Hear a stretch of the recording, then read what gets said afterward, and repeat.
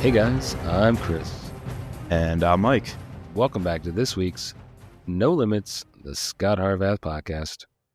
How you doing today, Mike?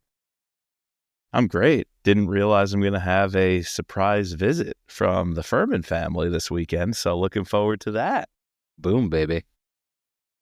Coming in hot, all six of us. Woo! And all three of us over here. We're going to be at your house at 9 a.m.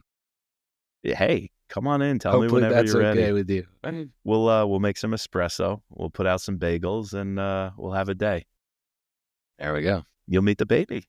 Meet the baby, and then I'm going to tea with my mom. It's going to be a fun-packed Saturday. Yeah. Well, let's just get into the book because I don't want to waste any time. We are here to talk about State of the Union, Part 2 by Brad Thor. I was like, wait, Mike, no, that's totally correct. Yeah. Like this is, and I love, we're going back to a book that we loved. And this is shocking. You know, we're talking about Brad's fourth book. What is it? No, third book. Because it goes third. Lions, State of Path, the Union was third. State of the Union. Yeah. Wow, that was a great book for your third book, and to follow up Path, like that's fantastic. Yeah, especially like after Path, right? Dude, you had Who the Fuck is Alice? You had Hermann the German. You had so many cool stuff. You had the brothel, the Woman of the Night. There was some spycraft in that book. You've got the Gary Lawler storyline, the bombs at Congressional Cemetery.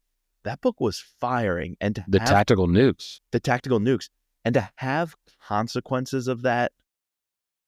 However many books later, what number are we on? I don't even know, but that's just awesome. That's more than a decade later in terms of, writing and the chronology of publication. That's cool. This is book 16. 16. If you count the Inner Project, so 15, I think. Yeah, but 13 books later. Yeah. And I recognized that this book is very Germany, and I was like, oh, that's kind of cool. I remember State of the Union. And then when Alessandra came up, I was like, this is going to be cool. And there was a little awkward thing about her we'll talk about, but I love when she's brought back and her and Scott get to have a conversation. And I remember her when Congressional Cemetery was referenced here. That saved his life. At the very end, she saved his life. We didn't know why, but got the sense she's on the same team. Like she's a Russian agent. She's SVR, but she's not gung-ho, like extremist Russia for Russian's sake at all costs. Like if the Russian government is wrong, she's going to work to right that wrong. And she's going to work with the U.S., work with other intelligence agencies, other good guys like Scot Harvath, even though she's on the other team. Really complex character, and been wondering, what's she doing? She's in the world. Like, have they come across each other on any ops? Have they crossed paths? And it's happening. So that's cool. But the reason I mentioned Alexandra was because I didn't realize there was an even better connection. And you just had to explain it to me. Hermann the German is back. Yeah, so go back and listen. We just did the short story, the Athens Solution, on the feed. We're recording that, and we're talking about, all right, well, we're recording these all back to back. We're about to leave and go field for an agent. And I bring it up. I was like, yeah, dude, we got Herman the German back. And he was like, no, that's not Herman the German. That's Hermann. And I'm like, first of all, that's way too close, like, to not be the same guy. And second of all, that's true. He gives a little like hints, like he mentions that, Scott, he lost some of his men during a mission, which, happened. Because I think he's also brought up in a different novel as well. We've seen him. This is the third time we've seen him. Mm-hmm. Yeah. The second time we're seeing Alexandra. But yeah, no, and you haven't gotten to the piece yet. So we should say we've only read about the first 33-ish chapters. We're going to go right up to where, they capture this Russian agent who is involved somehow with this, assassin that's out in the field. Super complex, this assassin. Want to get into him. Path to him is complex as well. Yeah. Going through a lot of guys. But right after the scene where we're picking up, like sort of the next couple chapters, we're going to go back to that bar that we Yeah, get from State of the Union, like one of my dude. favorite scenes. When you With spoiled the that for me, Steins, like I was so happy you spoiled that for me because it gives me something to look forward to. Like if I got there on my own, it would have been nice. But it almost feels like, Christmas Eve, like staying up wondering what gifts are being put out downstairs. Did Santa eat the milk and cookies? I'm like, I'm like kind of giddy thinking, ooh, that's something to look forward to when I get to that chapter. If they mention who the fuck is Alice, that would be next level. I don't expect it. But if that Easter egg comes up, damn, would I be satisfied? Alice. Who the fuck is Alice? If Yeah. that's still the code phrase at the bar, oh man. That bar was great. Great scene. Third book. That was Brad Thor's third book when he came Yeah. up with that. Yeah. Damn.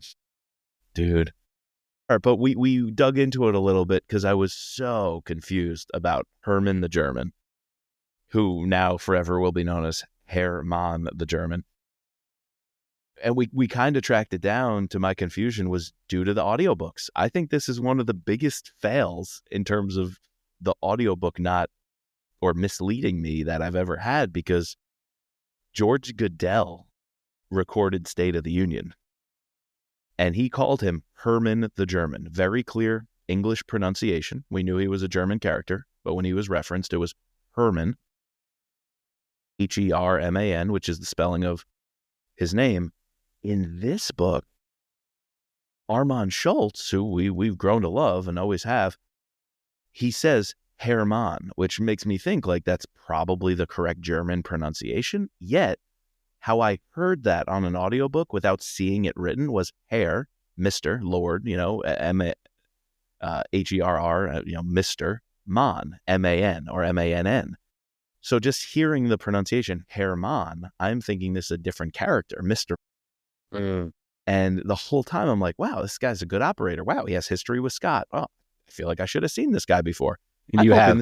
I'm hoping this guy comes up again. I'm like, he's a German guy named Hermann. And like, I didn't even think like, okay, what's his first name? What's his last name? I just heard Hermann, which is probably the correct pronunciation for a German character named Herman. But it made me think it's a different guy, Mr. Mann. And so when you told me this is actually Herman the German, Mind blown. Mind blown. I was like, how did I miss it? Yeah, dude. No. So, I'm digging the first half of this novel. I really do. I feel like, it does the coming off of Code of Conduct, right? Where we had this huge implications of this pandemic, the virus, right? And taking out large swaths of government, large swaths of people. And you have to mention that, in your next novel, at least in your next novel, you have to mention that. And I feel like Brad does a good job of setting us up with that, especially, in talking about, some of the communications with various agents and how, or, various people that are in the government. And, there's some breakdown right now because of the transition, and they've had to like rush fill Congress with bodies because they don't have enough people.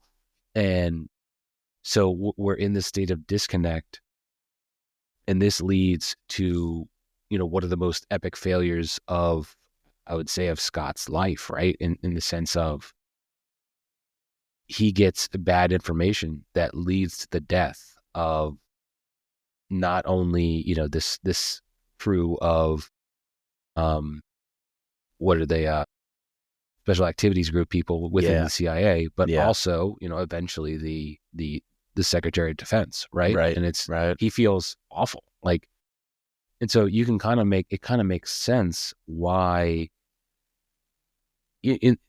Initially, when I'm reading this, I'm like, all right, Scott gets his thing, but like, there would be other checks and balances, right? Like they wouldn't just go half cocked off of like this one little tidbit. Yeah. But because of it makes more sense the way that the state of the world is right now. Yep. You got to think like, all right, yeah, Congress lost half of its people. I'm sure the CIA also lost, half of its people. So like, or they have new, fresher people that are doing more important roles. So shit got missed, and now we're trying to we're playing catch up. Yep. Dude, it's perfectly handled, and that comes through with the president. He's willing to go balls to the wall. Right. And he's like, whatever it takes mentality. Let guys like Scot Harvath off the chain. Let them operate.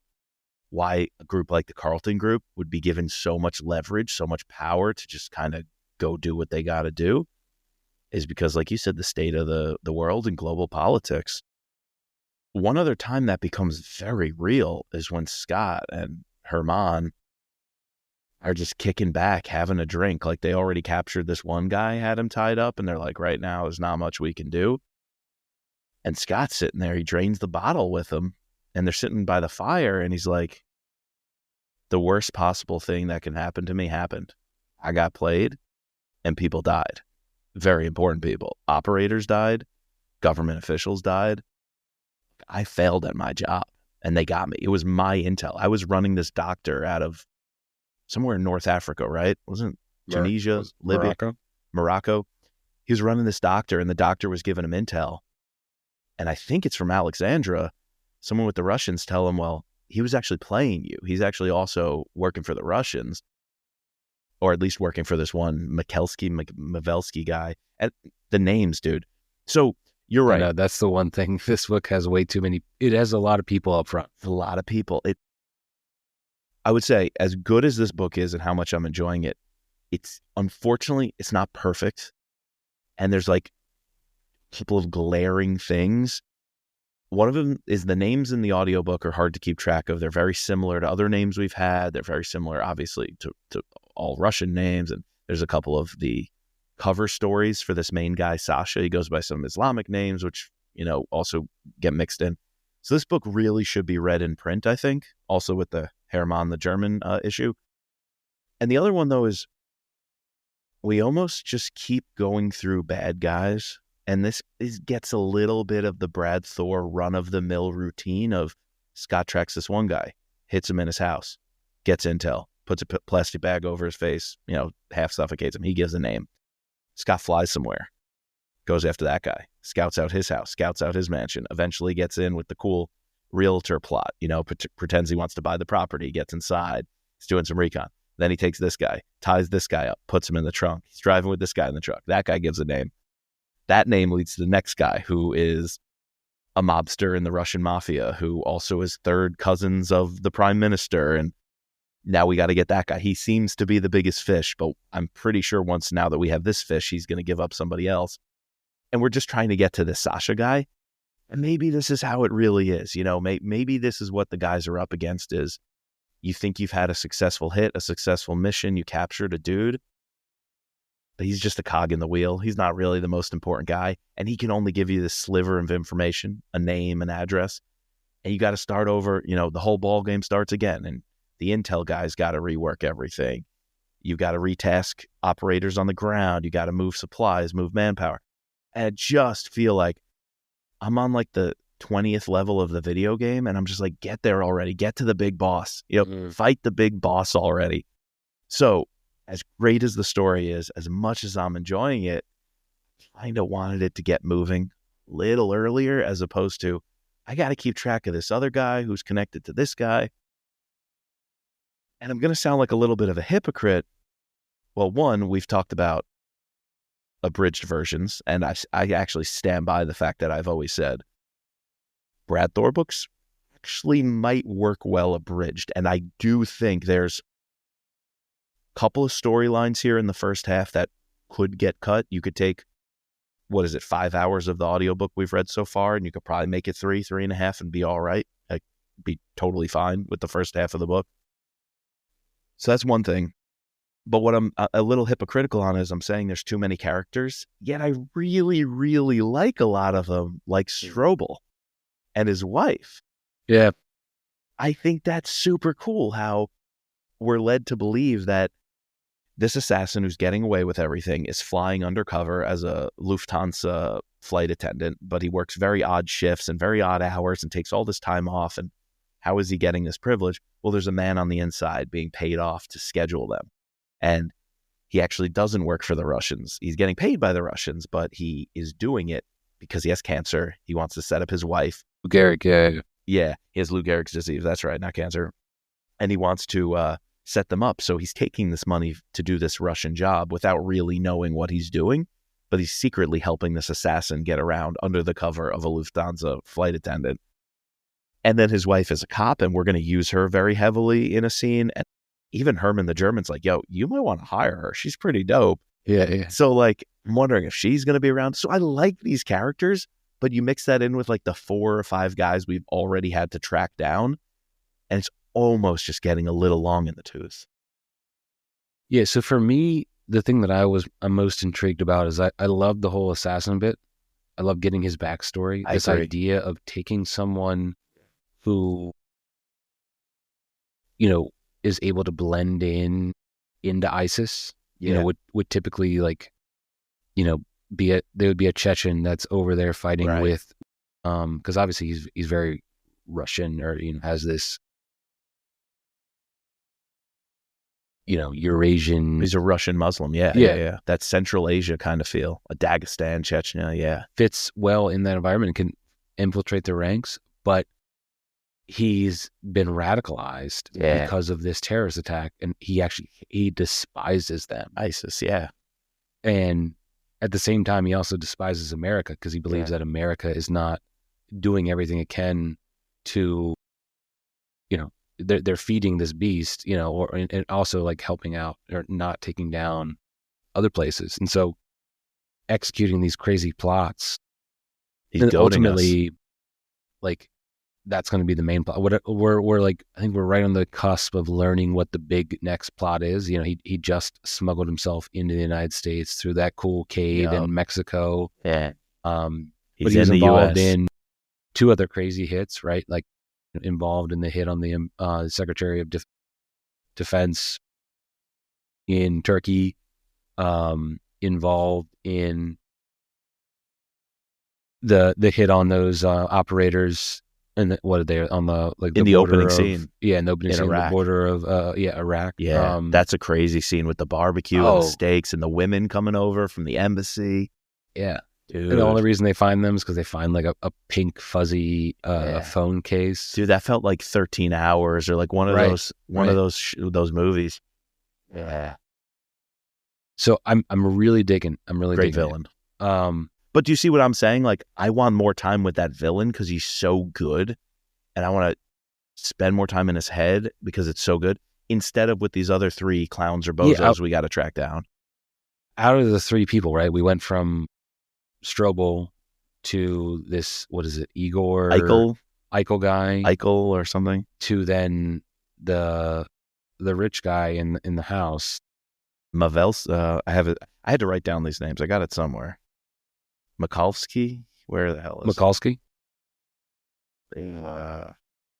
See, I can't even keep track of it anymore. The Russian dude with the M at the mansion, the big house, who's not even the big boss. Like another guy we got to go through. I'm not Malevsky. That's what Malevsky. I'm just not that intrigued by him or Eichel. Like, to me, they're just such blah characters. Eichel got us to Strobel. Strobel got us to Mikulski. No, Strobel's got us to Eichel, and Eichel got us to Mikulski. Yeah, that's it. So, besides the first one, I think that adding that like weird hook of him actually being in a wheelchair and the reason why he's doing it, and then he's going to use his cop wife, like that, all that's cool to me. Yeah. But then how we've gotten to the other parts, besides this crazy interaction with Alexandra, like being Mavelsky's nanny, that's been the only good part of like the second half of this first half. Yeah. Obviously, the action with Herman, doing these plans and was good. All that's cool and stuff. But just maybe I just need to wait. I need to find out more. In the next couple of chapters, what actually Mavelsky, like what ultimately he's going to play in this. Yeah. But at least on first pass, his first couple of chapters, besides being this rich dude with this cool house in the middle of Germany. Yeah. I'm just not that sold on. The house is almost more interesting than the character, like the mansion and that Scott scene going of in. Scott sneaking in, like that's a really cool scene. He accidentally he has to kill the guy, and then he gets to fake his. But he did the house tour before. Yeah. When he was collecting info on the house tour and then using that as he was running through the woods to get in, and when he killed the dude, that was really cool. And then to have that peak with this cliffhanger, because you know how good Brad is, and it got a little weird. I was like, this was nearly perfect. The chapter ends of like he opened the door and he was blown away by what he saw. End chapter. Then we cut to him and Herman the German somewhere else. So like we don't know what happened in the mansion when he opened the door and entered this one room. I think it was to the guest house in the back. Like, but it turns out, talking with Herman the German, what he saw was Alexandra. And he was shocked that on the real estate tour, he saw Alexandra there. And Herman's like, are you sure it's who you're talking about? Did she recognize you? You? Like, what's going on? Obviously she did, because she's that good of an assassin. But all that was so intriguing, yet it was hard to keep track of. You know what it reminds me of? Do you agree there was that weird cut? And then there's another weird cut where he goes, like, it's a couple chapters after that, where he goes, we're going too fast. Like, you know, she needs to do something. And then she says something to him and then he slaps her. And like, the way Brad writes it, we're not supposed to like he doesn't like fully spell it out to us. We're supposed to essentially put the pieces together ourselves in the sense that, all right, they staged this rape, you know, this exactly to make it seem like, so that way she had an alibi Yep. Why this guy was dead. And she can keep her find covered. out he killed a pretty high ranking, like, rival of Mavelsky. Yeah. And it checks. It definitely checks.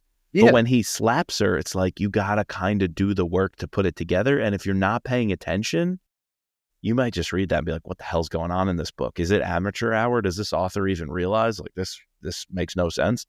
But it's Brad friggin' Thor. Of course it makes sense. He's a genius. Brad Thor can like operate on so many different levels, way beyond what I think a lot of us, the readers, can even keep up with. And so it works in the end, but you got to really pay attention. Yeah, no, you do. And it did happen with the slap, but it also happened earlier when Alessandra was there and he saw her on the tour, but we don't know that until the gaps are filled in later in a random conversation where you got to kind of do the patchwork and put it together. I think that's a brilliant style of writing. It just is demanding a lot from the reader. And if you get it, you get it. And if you don't, you kind of miss it. And I think that's okay. It's just, it could come off as weird. You know, Chris, the one time this happened to us, there was a book where a guy was tied up in a chair in like a living room and a car comes crashing through the window. You remember that? That's a Brad Thor novel, right? It was like 3 books ago in Brad Thor, but you and I both were like, we had to re-listen to that 4 or 5 times because he didn't tell you a car came crashing through the window. It was like a cutscene. Scott's there with this guy tied up in a chair. He's like, and then this loud explosion happened. Cutscene. And they're like wrapping up a car accident and they had to escape out of there. I almost want to see those things happen. It's just like, keep going. Tell me what it is, you know? And we get these weird little cuts and jumps and then you have to put it together. It's a stylistic thing that works if you're as smart as Brad, like most of us, 99% of the rest of us who aren't, and some of us who are in the bottom 10%, like myself. I'm not a doctorate. Not a doctor of microbiology, or anything. I don't know if we can keep up with Brad being basically too smart. And is it a consequence of us primarily doing audiobooks? I think this is like the first book where I've really, really felt the audiobook is hurting me. I think I'd love this book more if I read it in print. Yeah. And I felt that way a little bit, but here I feel that way a lot. A lot. Yeah, same. So. And any other action pieces that you want to bring up? Well, action, I think we covered a lot of stuff. We didn't talk a lot about the opening scene, and we did a little, but we should just say it was great. It was one of the most enthralling opening scenes. Like a little cold opening? Yeah. A little cold open. And I knew things were going to go south when the diplomat ladies are going to visit their boyfriends and, or one boyfriend, but they have to cross borders and sneak past checkpoints and basically bring contraband into Iraq, into a war zone. I was like, this is bad news bears right here. And it was. So, but the way that scene was written was just a lot of fun, a very engaging way to open them. Yeah. No, and then how we open up with Scott, right? He's on that too. The boat. He's on with the boat. Laura. Yeah. And the cruise, the Viking River cruise. But obviously it's not everything has to be with him. It's not purely a vacation, right? It's he's there to do something else. And then I wanted to bring this up. All throughout the first half of the novel, we're getting this weird, we're inside Scott's head, and he's thinking about his relationship, and he brings it up a couple times because Herman, asks him about it. I think even Strobel asks him about, are you married? And then, he says no. So, it's quintessential Brad putting it like this tension between the female character and Scott, and like what he's going to do, what there's going to be in the future for them. We obviously know they get married. Yeah. So, yeah, it's just got to be there. Yeah. Yeah. It's like while we're talking ladies, while we're talking Brad Thor and his lady problem, just let Brad be Brad. Remember in the interview, he called us out when he heard us say, it's just Brad being Brad when he writes these not overtly sexual scenes, but he kind of like sexualizes almost all the female characters. They're always, attractive women in their 30s, usually pretty buxom, all these things. It not only happens the way Scott's kind of eyeing up the cop lady, the wife Strobel. of the guy dying. Anna Strobel, or what was her name? I had to write this name down too because there's so many of them. But cop lady Strobel, where is it?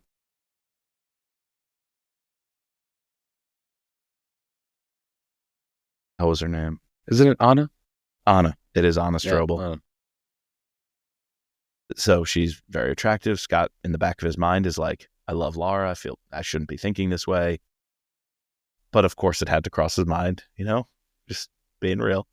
I mean, he's being real, right? Yeah. Yeah. And Laura and him did just have the talk about a long distance relationship of she's not going to pass up the Boston cop job. She got the promotion.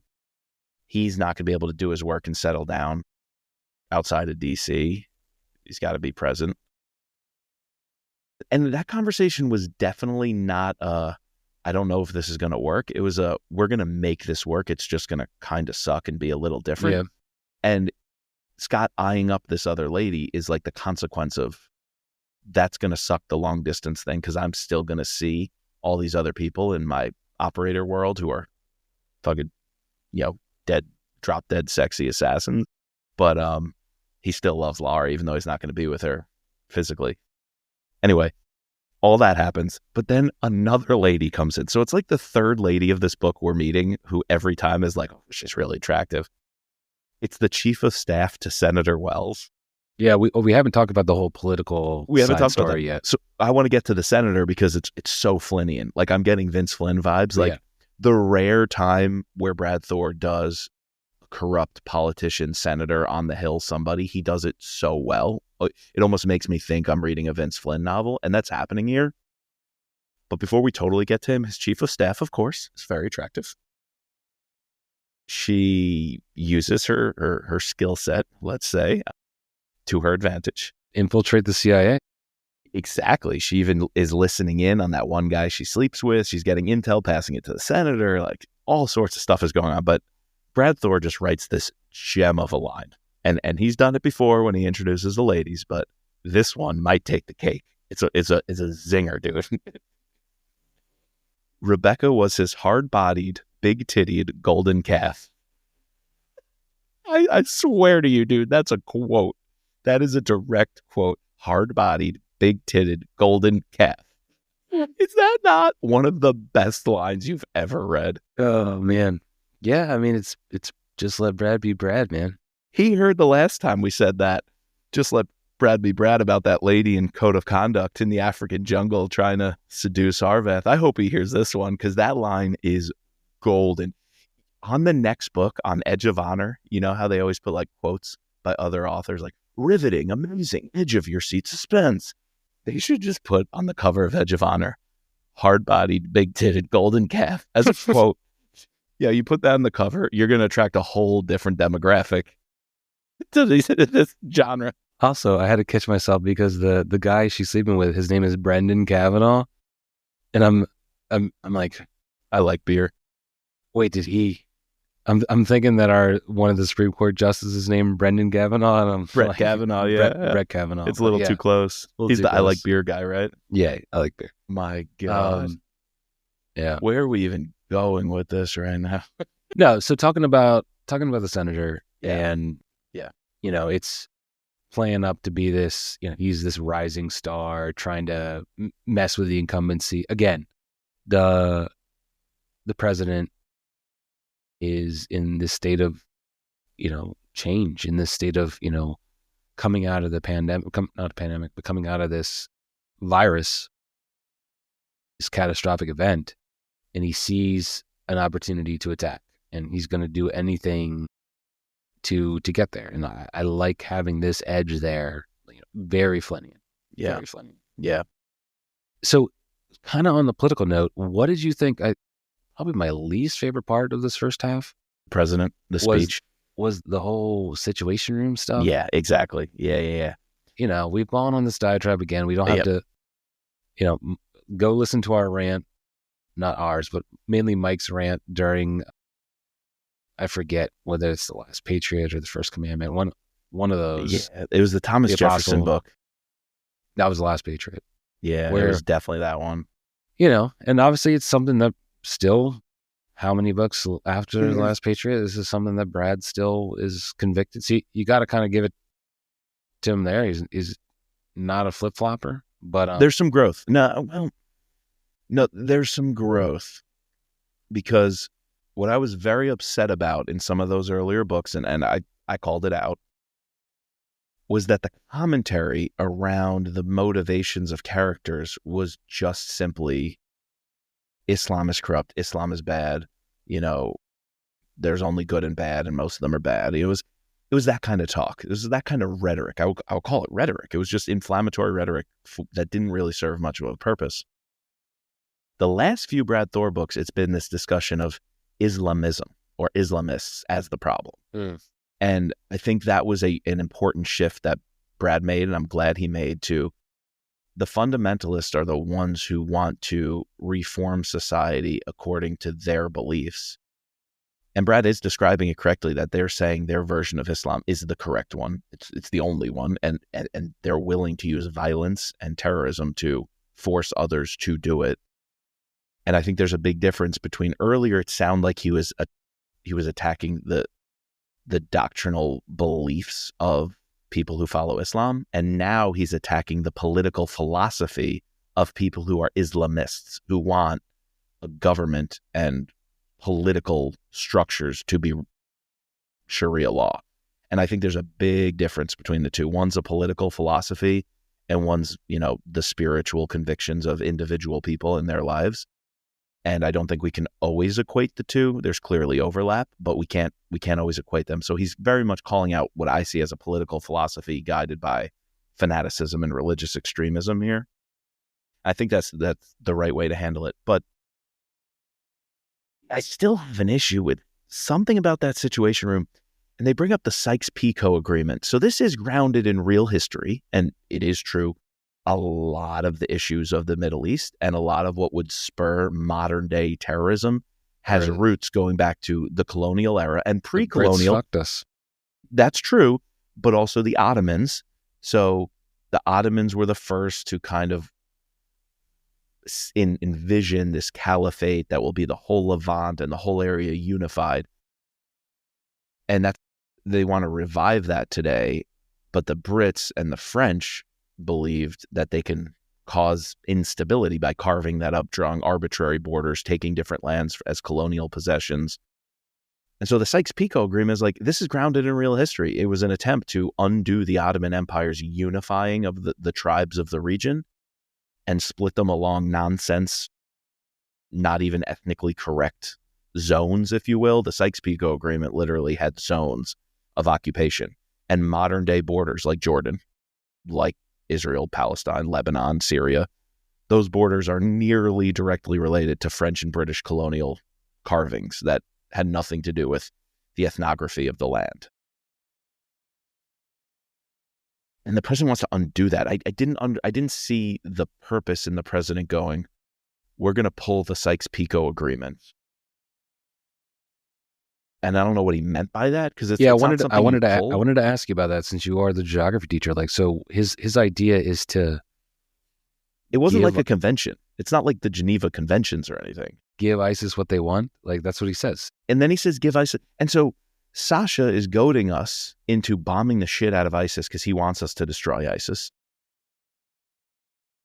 As a faithful Muslim, he doesn't like what they're doing. Yet the president is like, well, let's give them what they want, bomb the shit out of them. I'm like, okay, so great. I just don't see how that's related to this.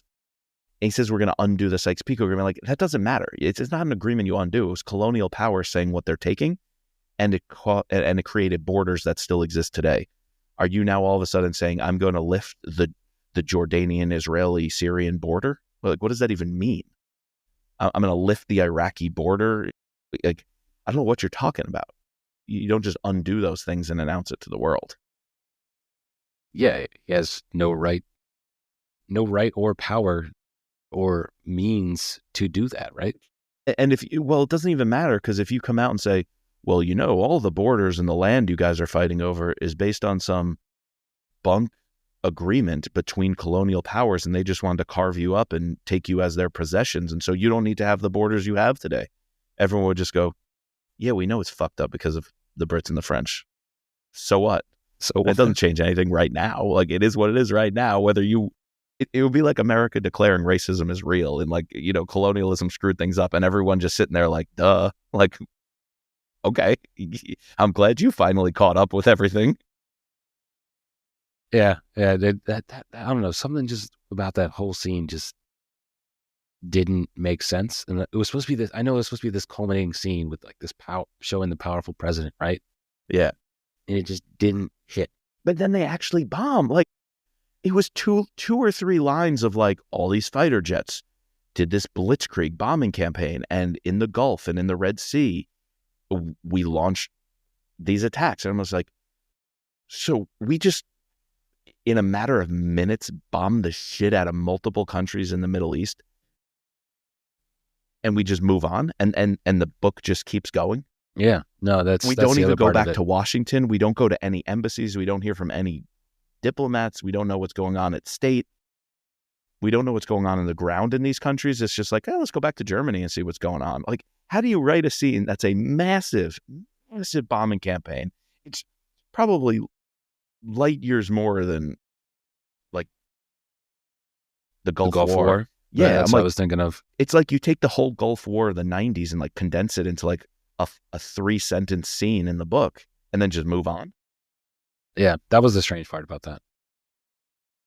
Like, this book is not a geopolitical book as the main course, yet it's trying to serve a major geopolitical scenario as like not even a side dish.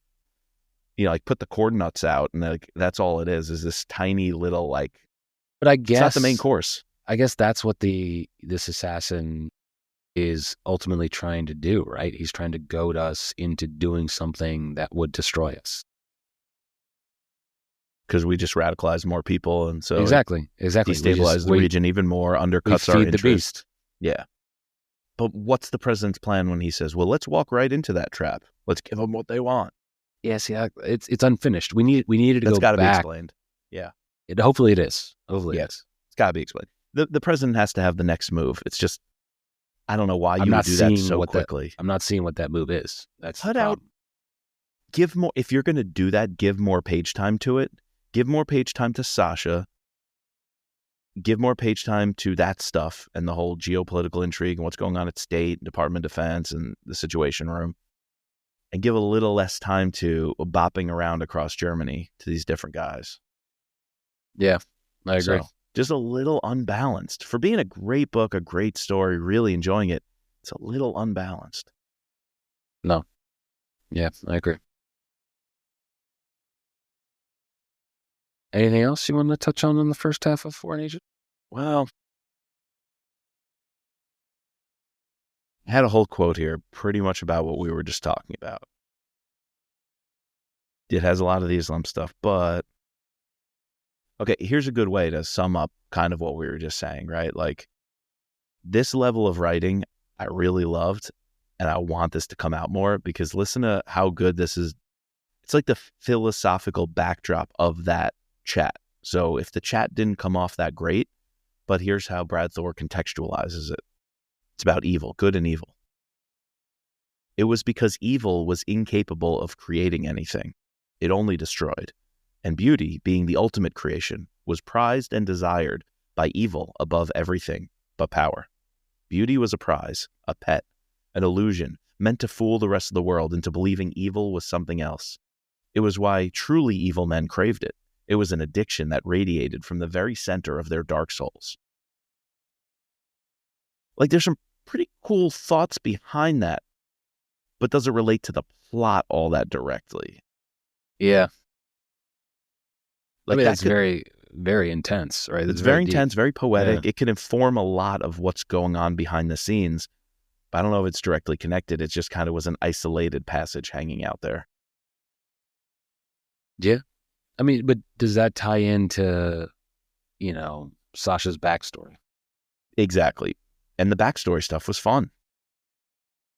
It was the Bezelin attacks, I think, and that gymnasium, right? How he watched his sister, his best friend, just die in His this parents, gymnasium that they lit on fire.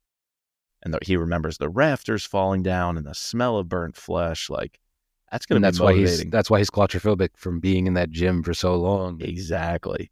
That's really going to weigh on you. Pretty cool. Oh, to sum it up, this was a great line, dude. Again, as much as I didn't like the traveling back and forth across Germany, this is cool.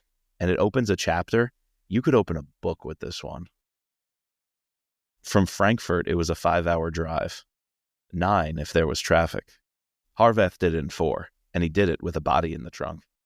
It's a dope line. That is a dope line. It's like there's all these gems, and then there's just a little too much fluff in between. No, I agree. Yeah. All right. Well, let's hope that we get some answers. We spend more time with the assassin. Land the plane. We land the plane. The president's got to have another move, another reason for wanting to get rid of the Sykes-Picot.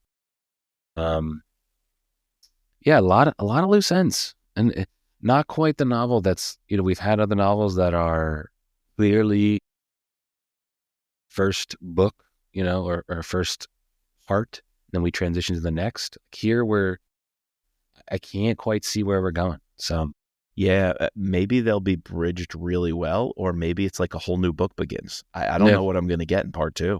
I'm excited for it because it could be anything. Definitely. If it has more Alexandra, and if it has more Herman the German, I'm here for it. Their story is not done yet, for sure. All right. So next time we get together, we'll give you our scorecard, cover the second half of the book, talk about the covers. Ooh, covers on this one, man. Some of them really good. Dude, some of them not so good. Not so much. Not so much. Sometimes it may be good. Sometimes it may be shit. We got like a Guy Pearce looking guy on cover C. There's a little... Let's not talk about the face problem and the body problem. All right. So look forward to that next time. And you might be hearing this over the holidays. So if you are, hope you had a great Thanksgiving, got to spend time with your family, give someone a hug. I want to give thanks to you guys for letting us speak into your ears once a week, once every a couple weeks. We've been, Mike just had a baby. I didn't just have a baby, but I have 4 kids and a job and another job. So you've been working like crazy. That's why we did a triple pod session tonight we want to get more content out to you guys. But anyways, I need to say thank you to the patrons. Yes. Thank you to the fans. Thank you to the listeners. Everybody. Grateful for you. Thank you to Very Brad. grateful. Thank you to Mitch. Thank you to Kyle, Jack, all the authors we've covered. Big thank you to you guys. We would not put in the time if it wasn't for you guys listening, chatting back at us, and the patrons just always being involved and giving us their thoughts. So it's the reason we do what we do. Yep. All right. We need to thank our patrons, specifically our Deputy Director, Sherry F., our Special Operator, Jason C., our Special Agents, Ben, Daryl, Kevin, George, Matt, Don, Peggy, Mark, and Chris, Please subscribe, rate, and review to all 3 seasons of No Limits. You can find us at thrillerpod.com or on Twitter and Instagram at thrillerpodcast. And as always, just let Scott be Scott.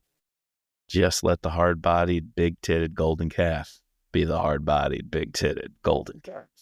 Hard-bodied, big-titted golden calf. Let's give that line to every audiobook narrator and just have them all read it and just see who does the best. Who does it best? Oh, that's another. Dude, Armand Schultz had, for me, a mic drop moment. An absolute mic drop moment. It was the conversation when they were planning to hit the mansion. And Scott answers like 3 or 4 times. Oh, well, if that happens, I'll just improvise. I'll improvise. And then Herman the German, when Scott asks him, like, oh, if you're in the getaway car and they catch you or the local cops stop you, what are you going to do? And Herman goes, I'll improvise. Yeah. When Armand reads that in the German voice, it was great. Perfect. It was great. Perfect. You know, get a little of the Brad humor in there and the accent. Yeah, Armand's great. I really like him. Absolutely.